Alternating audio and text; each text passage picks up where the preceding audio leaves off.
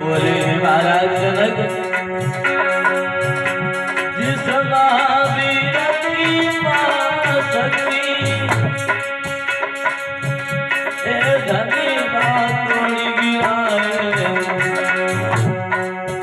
बसी उसी गिर को निर्विवाद जानकी विभाई जाएगी।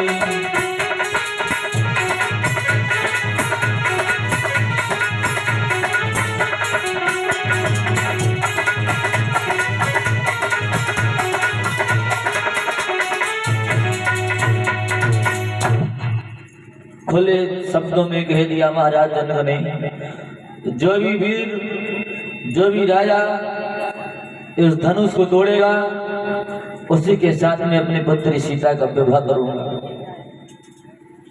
आज देश देश में खत भिजवा दिए, पत्र भिजवा दिए हैं और इधर आजमगढ़ में विश्वामित्र का आश्रम था, परीक्षित महाराज आजमगढ़ में।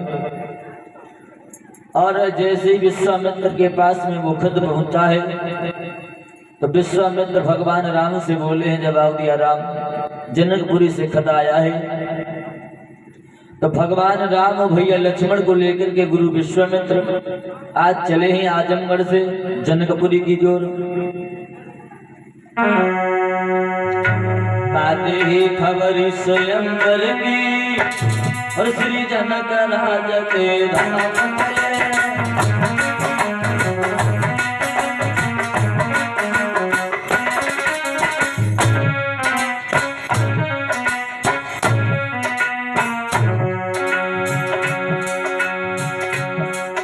विश्वामित्र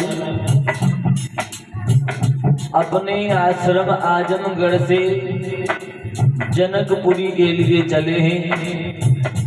आगे आगे गुरु विश्वामित्र, पीछे से लक्ष्मण और भैया राम जा रहे। आज क्वार की शुक्ल पक्ष की एकादशी वाले दिन गुरु जी के पास में खत पहुंचा और द्वादशी को गुरु विश्वामित्र चले हैं। आते ही खबर स्वयंवर की श्री जनक राज के धाम चले। कुमार की शुक्ला द्वादशी को उनके संग में श्री राम चले।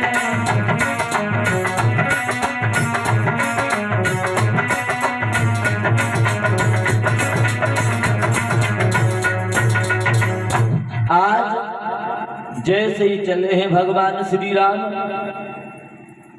जा रहे हैं तो क्या देखा है, आगे एक वीरान सा जंगल पड़ा हुआ है। सुनसान है, बिल्कुल सन्नाटा सा मचा हुआ है और उस वन में, उस जंगल में पशु पक्षी भी नजर नहीं आ रहे हैं। भगवान आगे बढ़े तो क्या देखा, एक पत्थर की शिला पड़ी हुई है। परीक्षित महाराज अब पत्थर की शिला पे एक वृक्ष हरिया रहा है। सारा वन सारा जंगल सूख गया लेकिन वो एक ही वृक्ष हरा भरा है। तो राम ने जैसे ही ज्यादा सा देखी तो गुरु विश्वामित्र से एक बात पूछी, जवाब दो गुरु जी, हमारे एक बात समझ में नहीं आई। कौन सी? जवाब दो गुरु जी, इस वन में और इस जंगल में कोई भी वृक्ष हरा भरा नहीं है और ये चमत्कार देखिए, पत्थर पे वृक्ष हरा भरा है। तो विश्वामित्र कहने लगे, बेटा राम, ये अहिल्या है। ये पत्थर की जो तुम शिला देख रहे हो ये अहिल्या है, गौतम ऋषि की पत्नी। जवाब दिया, गौतम ऋषि की पत्नी जी अहिल्या है, फिर ये पत्थर की कैसे बन गई? जवाब दो राम, एक बार की बात है, जो ये गौतम ऋषि की पत्नी अहिल्या है ना, ये देखने में बहुत खूबसूरत थी, बहुत सुंदर। और एक बार देवराज इंद्र ने देख लिया कि अहिल्या तो बड़ी सुंदर है, तो देवराज इंद्र अहिल्या के साथ में छल करने के लिए सोचने लगे, जवाब दिया क्या करें क्या न करें। गौतम ऋषि तो हमेशा आश्रम में ही रहते हैं। तो सोचता रहा वो इंद्र, और जाए के चंद्रमा के पास में पहुंच गया और चंद्रमा से कहने लगा भैया तो मेरे काम कर दो। चंद्रमा बोलो कहा, तो वो क्या बोला है इंद्र कि तुम मुर्गा बन जाना और मैं बाबा बन जाना।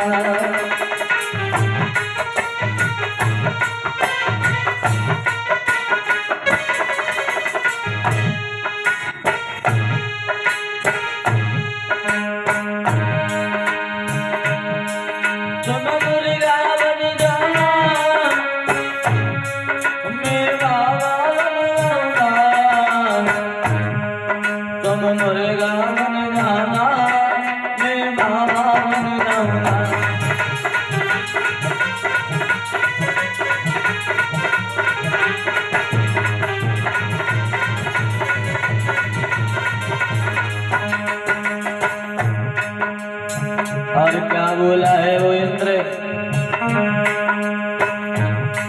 तुम्हारा चले जाना। हाँ तो काम है, रात ही में चले जाओ, दिन में काम ना। तुम्हारा चले जाना, आवाज लगा देना, तुम द्वारे पे रहना, ये झलक दुनिया।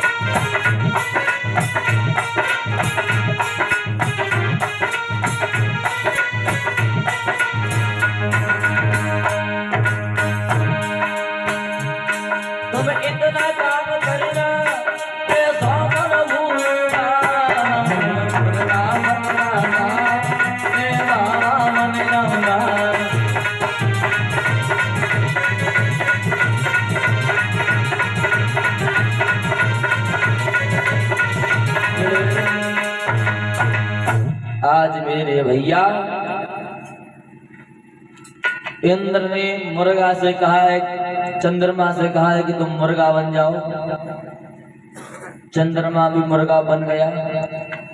परीक्षित महाराज आप जा सोच रहे कि इंद्र चंद्रमा के पास में क्यों गया?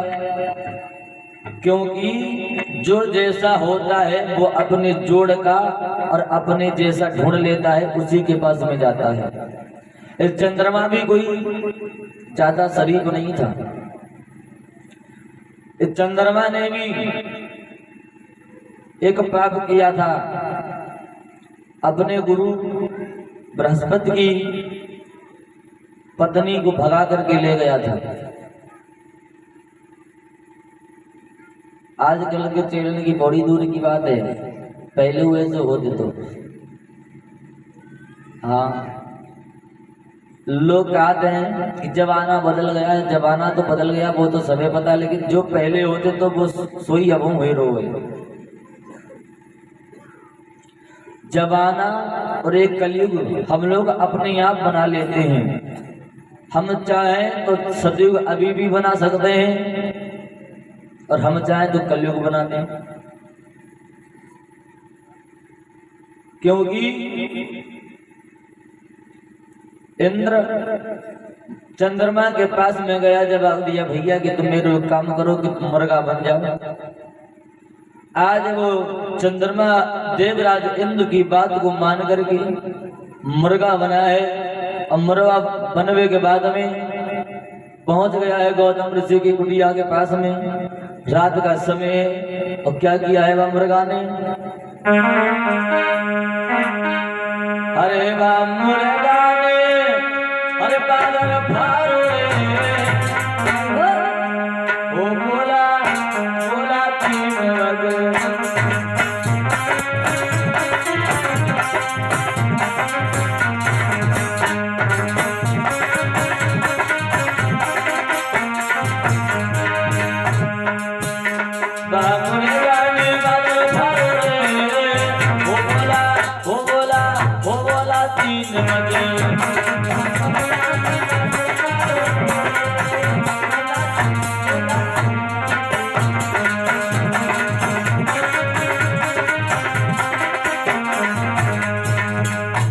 जवाब दिया कि तुम ऐसा करो कि तुम मुर्गा बन जाओ। आज वो चंद्रमा जो था मुर्गा बना है। अब मुर्गा बनने के बाद में जाए करके रात में गौतम ऋषि की कुटिया में आवाज लगाई है। और जो आवाज लगाई, गौतम ऋषि ने सोचा कि सवेरा हो गया है। और गौतम ऋषि ने अपना कमंडल हाथ में लो, धोती ली, चल रहे गंगा के किनारे। और गंगा मैया के पास में पहुंचे, जैसे ही कमंडल बोला है स्नान करने के लिए, एकदम से गंगा मैया ने आवाज दी, जवाब दो गौतम ऋषि, आज तुम बड़े जल्दी आए गए। गौतम ऋषि दोनों हाथ जोड़ के कहने लगे, मैया जल्दी कहाँ आए तुम? रोज आते हैं भाई समय पे, हम आए भाई टाइम पे तो आए। रोज मुर्गा आवाज लगाता है, आज भी मुर्गा ने आवाज लगाई है। मैया गंगा कहने लगी, गौतम तुम्हारे साथ में छल हो गया है, तुम्हारे घर पे छल हो रहा है, जाकर के देखो। आज गौतम ऋषि वहां से आए हैं तो क्या देखा है? मुर्गा के रूप में चंद्रमा खड़ा है। गौतम ऋषि को क्रोध आया है, भीगी हुई धोती चंद्रमा के मारी है। आज भी चंद्रमा के दाग बना हुआ है गौतम ऋषि की धोती का। और देवराज इंद्र ने देखा, एकदम से भाग गया, अंजलि में जल लिया और अहिल्या के ऊपर जैसे जल छिड़का श्राप दे दिया कि तुम पत्थर की हो जा। तब से ये अहिल्या यहाँ पर पत्थर की बनी हुई है। बेटा राम, अब तुम आ गए हो और इनका उद्धार करो। तो गुरु विश्वामित्र के कहने से उन अहिल्या का उद्धार किया।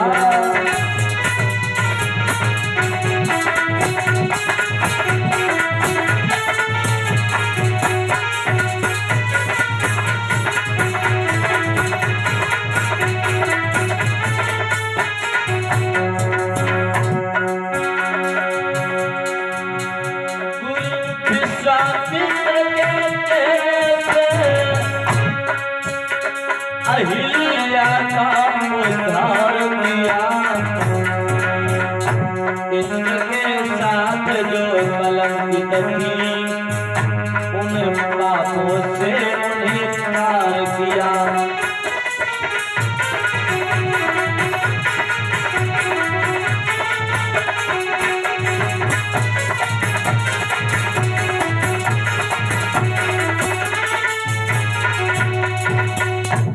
आज अहिल्या का उद्धार करने के बाद में मर्यादा पुरुषोत्तम भगवान श्री राम आगे को बढ़े हैं, आगे को बढ़ते जा रहे हैं। परीक्षित महाराज,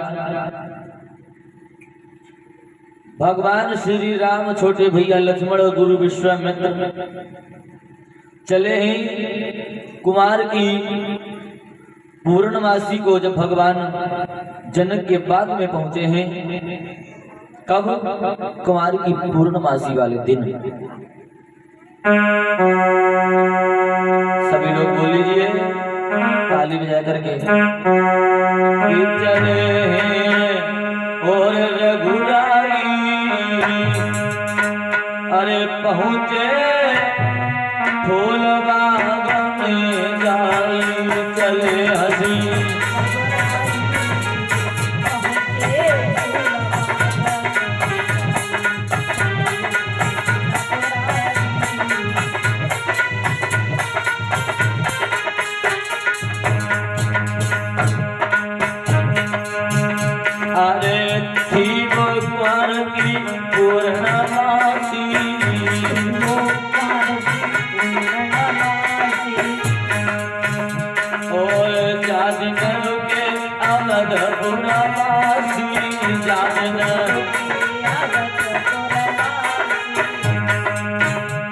खुशी दिल में वाली, पहुँचे फूलबाग में जाई।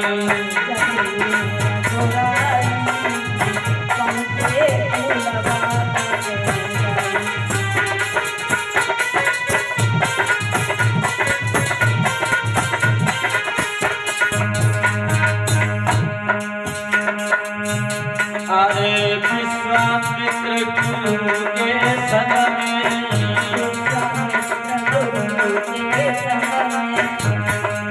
बैठे लखन भ्राते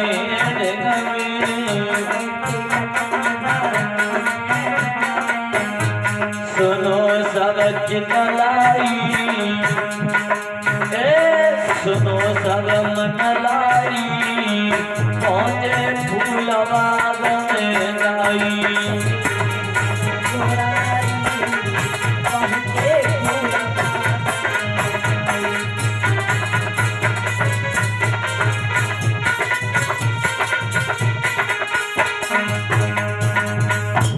अब तो फूलबाग में जैसे पहुंचे हैं तो विश्वामित्र ने राम को जवाब दिया है, बेटा राम एक काम करो,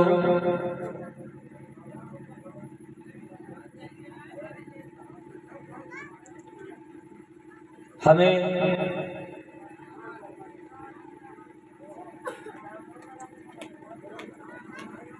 पूजा करने के लिए कुछ पुष्पों की जरूरत है।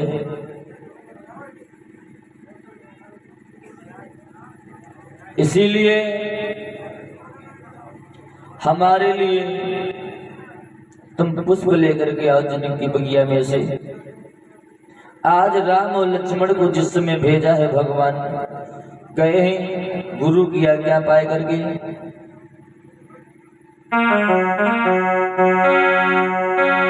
आज्ञा पाई के श्री राम चले और पहुंचे विदेह फुलवारी में। रंजीत अरे रहता था खड़ा और पसंद जहां और कुंजों की बेदारी में।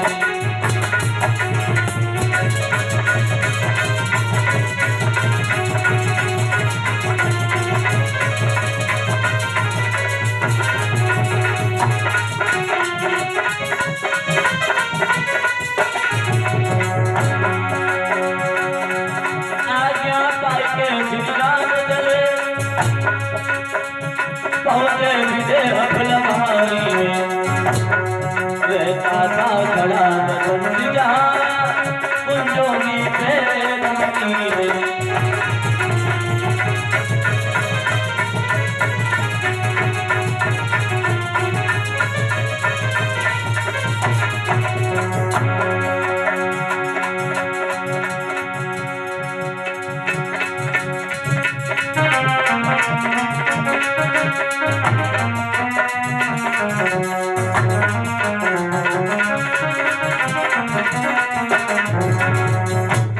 आज जिस समय भगवान राम और लक्ष्मण आज्ञा को पाकर के चले हैं, अब पहुंच गए हैं जनक की फूल बगिया में।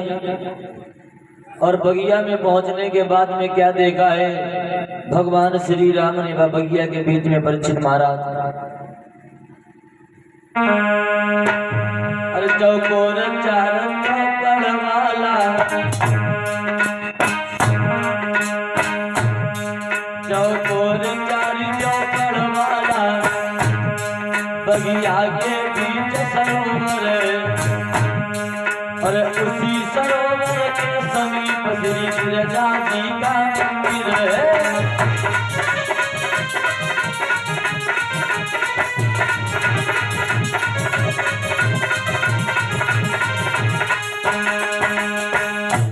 क्या देखा भगवान ने, एक बड़ा ही सुंदर तालाब है। तो भगवान उसी तालाब के पार पे बैठ गए हैं। राम लक्ष्मण को बैठो। राम और लक्ष्मण बैठे हैं और इधर सीता जी छोटी बिटिया और काजल गिरजा मैया की पूजा करने के लिए हाथ में थाली को लेकर के चली हैं। इधर भगवान श्री राम और छोटे भैया लक्ष्मण बैठे हैं।